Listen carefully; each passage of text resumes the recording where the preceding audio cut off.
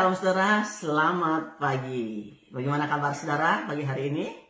Kita ketemu kembali dalam Morning Devotion. Selamat pagi saudara-saudara. Kita akan baca firman Tuhan dari Injil Matius pasal yang kelima, ayat 43 sampai 48. Demikian firman Tuhan. Kamu telah mendengar firman, kasihilah sesamamu manusia dan bencilah musuhmu. Tapi aku berkata kepadamu, kasihilah musuhmu dan berdoalah bagi mereka yang menganiaya kamu. Karena dengan demikian kamu menjadi anak-anak Bapamu yang di sorga, yang menerbitkan matahari bagi orang yang jahat dan orang yang baik, dan menurunkan hujan bagi orang yang benar dan orang yang tidak benar. Apabila kamu mengasihi orang yang mengasihi kamu, apakah upahmu? Bukankah pemungut cukai juga berbuat demikian? Dan apabila kamu hanya beri salam kepada saudara-saudaramu saja, apakah lebihnya daripada perbuatan orang lain? Bukankah orang yang tidak mengenal Allah pun berbuat demikian? Karena itu haruslah kamu sempurna, sama seperti Bapamu yang di sorga sempurna adanya. Saudara, di dalam Alkitab Perjanjian Lama, dalam hukum Taurat, tidak pernah diajarkan untuk beri musuh atau untuk membenci saudara musuh-musuh kita. Nggak pernah.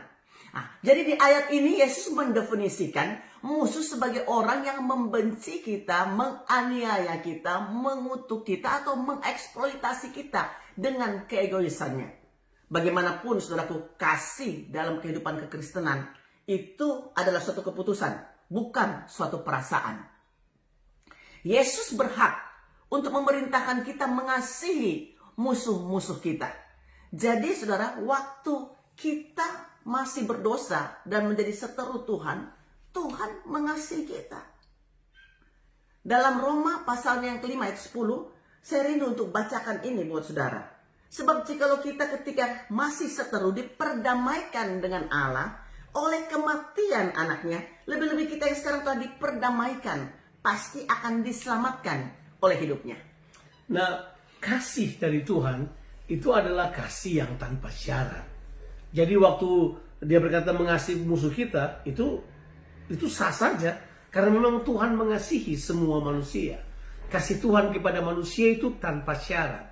Ditulis kalau sudah baca ayatnya ke-45 sampai ayatnya ke-47, ditulis bahwa kita ini anak-anak Allah. Kita harus mengasihi orang lain seperti Tuhan mengasihi. Kita harus hidup dalam standar kasih Allah. Kalau sudah baca ayat 48, karena itu haruslah kamu sempurna, sama seperti Bapamu di surga sempurna. Kata sempurna ini bukan berarti tanpa salah, tapi sempurna adalah mencapai tingkat kedewasaan. Jadi dia berkata mengasihi seperti Tuhan.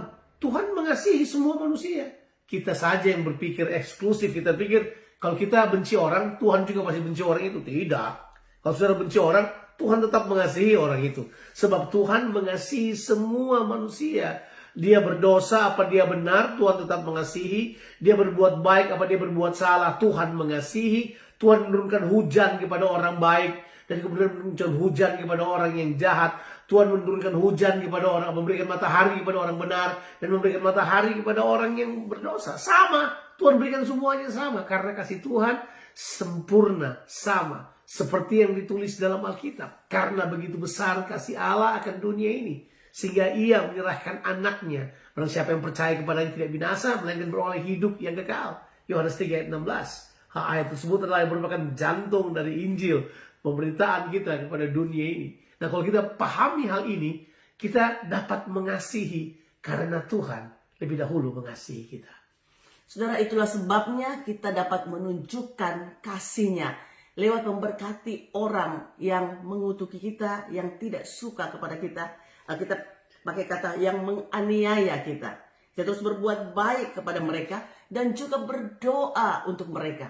Karena semakin kita berdoa untuk musuh-musuh kita dan semakin kita terus mengasihi dia, itu semakin lebih mudah saudaraku untuk kita mengeluarkan racun-racun di dalam hati kita. Racun-racun kepahitan, racun kecewa, marah, dendam, dan lain sebagainya.